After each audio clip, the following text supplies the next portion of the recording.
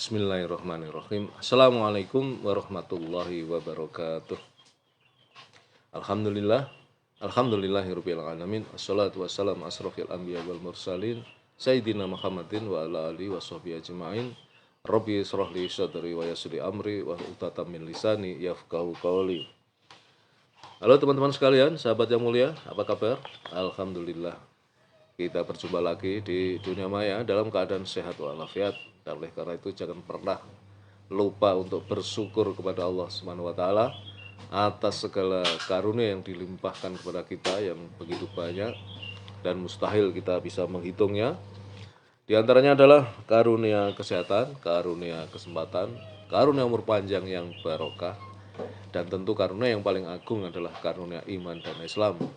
Karena dengan keduanya itulah kita akan selamat fid dunya wal akhirah.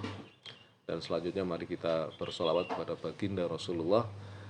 Allahumma sholli ala Sayyidina Muhammad wa ala ali Sayyidina Muhammad. Teman-teman sekalian, alhamdulillah pada pagi hari ini saya kembali bisa hadir untuk melanjutkan membacakan buku Sirah Nabawiyah, buku tentang kisah perjalanan kehidupan baginda Rasulullah Muhammad sallallahu alaihi wasallam. Yang terakhir kemarin kita sama-sama mendengarkan ya pada sesi atau topik tentang persiapan atau eskalasi menuju pecahnya perang Uhud ya, pecahnya perang Uhud.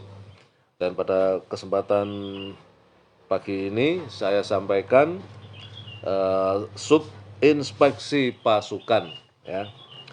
Nah, ketika mereka sudah sampai di suatu tempat bernama As-Saikhon, beliau melakukan inspeksi pasukan. Ya, beliau Rasulullah. Beliau menolak orang-orang yang dianggap masih terlalu muda dan belum mampu berperang.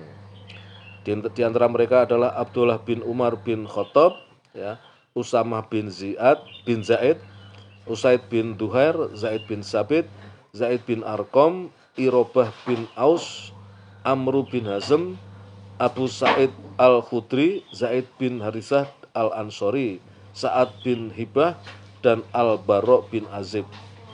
Tetapi dalam hadisnya yang diriwayatkan oleh Al-Bukhari disebutkan bahwa dia ikut serta dalam perang tersebut. Adapun Rafi' bin Khudaid dan Samurah bin Jundub, meskipun usianya masih belia, tetapi diperbolehkan oleh beliau karena Rafi' mahir membidikkan anak panah.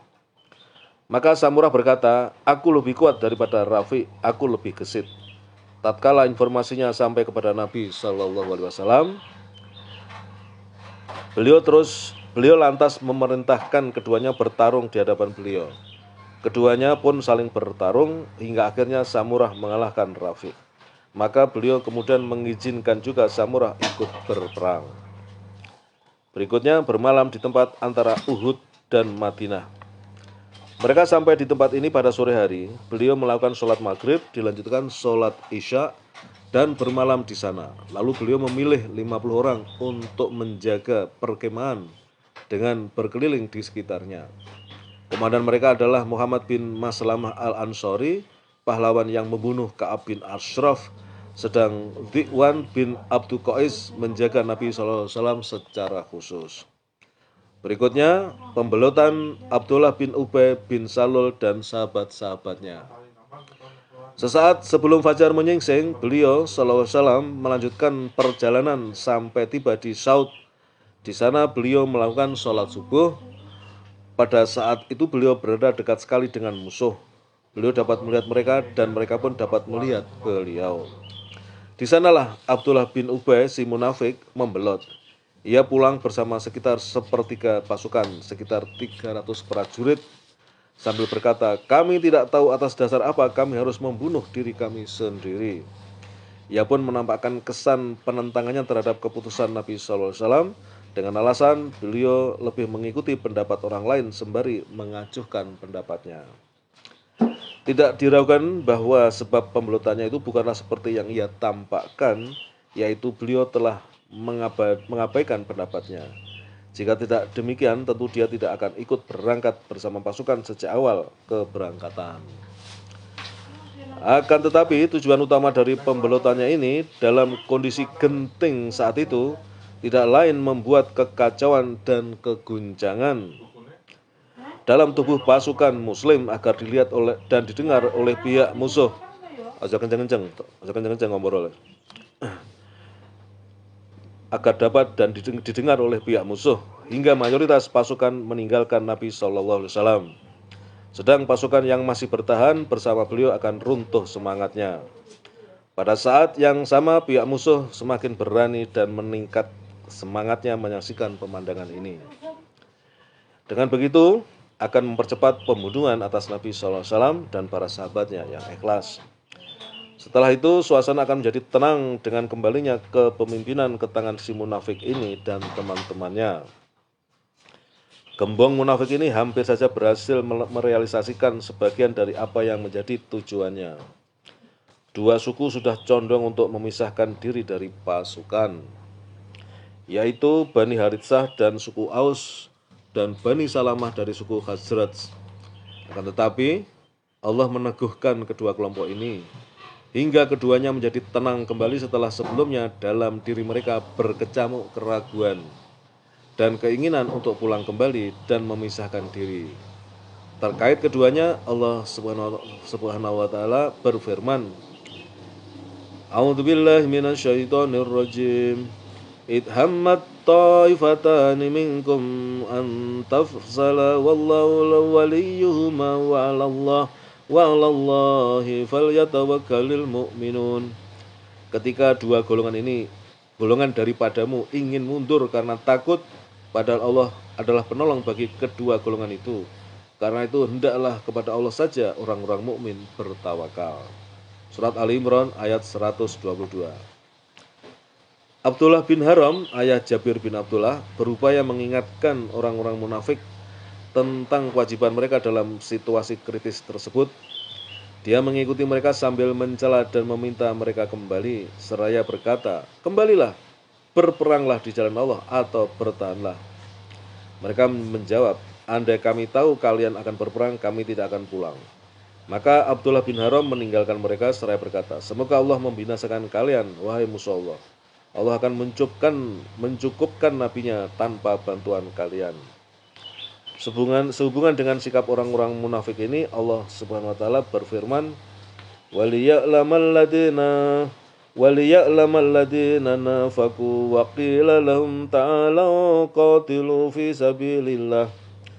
fi sabilillahi aw idfa'u qalu law na'lamu qitalan lattaba'nakum hum lil kufri yawma idzin aqrabu minhum lil imani yaquluna bi afwahihim ma laysa fi qulubihim wallahu a'lamu bima ya'tumun." Dan untuk menguji orang-orang yang munafik, kepada mereka dikatakan, "Marilah berperang di jalan Allah atau pertahankanlah dirimu." Mereka berkata, "Sekiranya kami mengetahui bagaimana cara berperang, tentulah kami mengikuti kamu."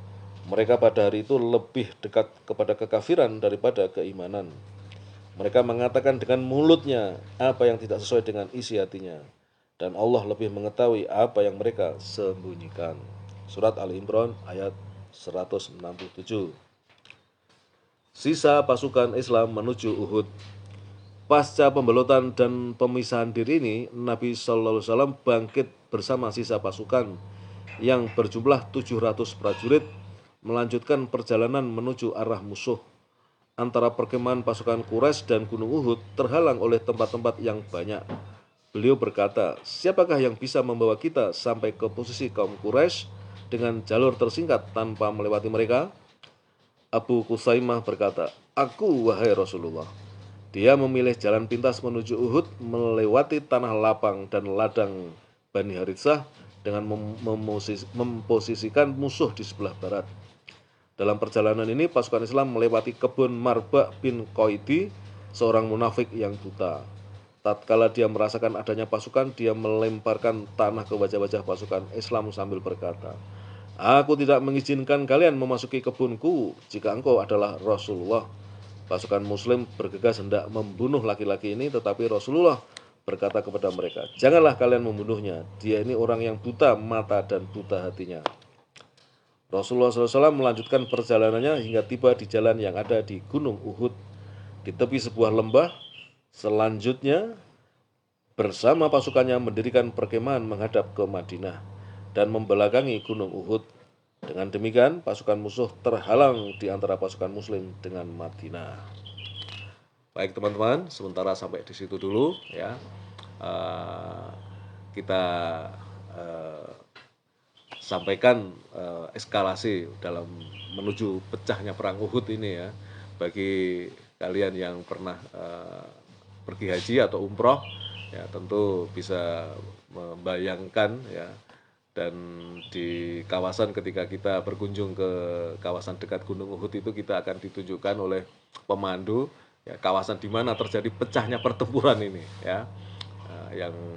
Yang kita tahu semua dalam perang Uhud ini pasukan muslim kalah, dan ini merupakan pelajaran bagi kaum muslim yang di kemudian hari akan memberikan satu katakanlah semacam ilmu baru ya, bagaimana mengatasi orang-orang munafik. Jadi kekalahan dalam perang Uhud ini banyak karena disebabkan oleh kelompok munafikun atau mereka yang kemudian ingin mencari keuntungan pribadi ya. Jadi mereka rebutan ghanimah gitu kan, rampasan perang, padahal perang belum selesai ya, sehingga meninggalkan tugasnya ya, yang ditugaskan oleh Rasulullah. Demikian teman-teman yang bisa saya sampaikan, mudah-mudahan bermanfaat.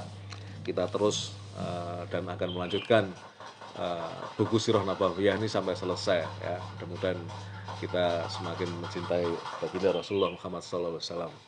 Terima kasih. Assalamualaikum warahmatullahi wabarakatuh.